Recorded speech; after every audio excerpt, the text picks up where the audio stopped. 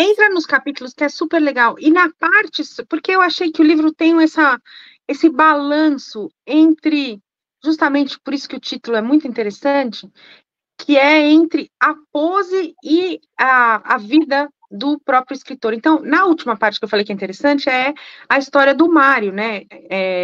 Mário ser ou não ser homossexual, que era um tabu na literatura brasileira, não se torna mais um tabu, enfim, várias coisas eram tabus na literatura brasileira e hoje são assumidas, né? O Machado de Assis como negro, mesmo o Mário como negro e homossexual, enfim, são tabus que caíram por terra nos últimos anos, mas que também às vezes é um pouco difícil de mexer nesse vespeiro, não é mesmo? Isso. Não, eu fico feliz que você faça essa pergunta dessa maneira também, porque é justamente nesse limite entre o literário e o que antes se chamava, e algumas pessoas ainda se chamam de extraliterário. É um limite que não é fácil de delimitar, mas de entender onde começa um, onde começa o outro. Assim como o autor e o narrador, muitas vezes, ou o poeta, há uma diferença clara, mas o limite não é sempre claro, seja pela autoria, pela escrita ou pela recepção. Quando a gente lê, a gente associa com um autor também. Então, isso está muito contaminado.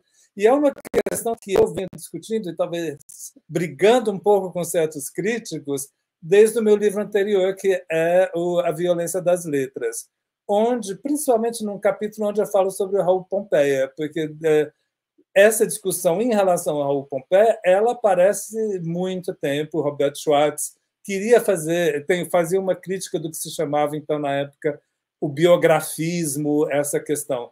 Mas, agora, o que eu digo também que a biografia sempre esteve lá, mesmo com esses críticos que dizem que não é importante, eles volta e meia, por exemplo, no caso do Carlos Drummond de Andrade, todo mundo fala que ele era funcionário público.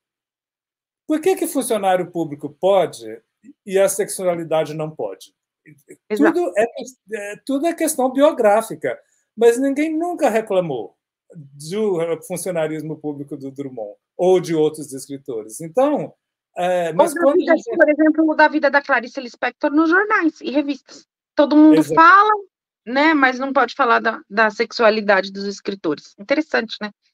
Exatamente. É uma porta que nos pode abrir, às vezes, parece. Exato. E no caso da Clarice, falam até da fisionomia dela. Um pouco bruxa, não sei o quê. O que isso tem a ver com a escrita? Tem ou não tem? Bom, tem e não tem.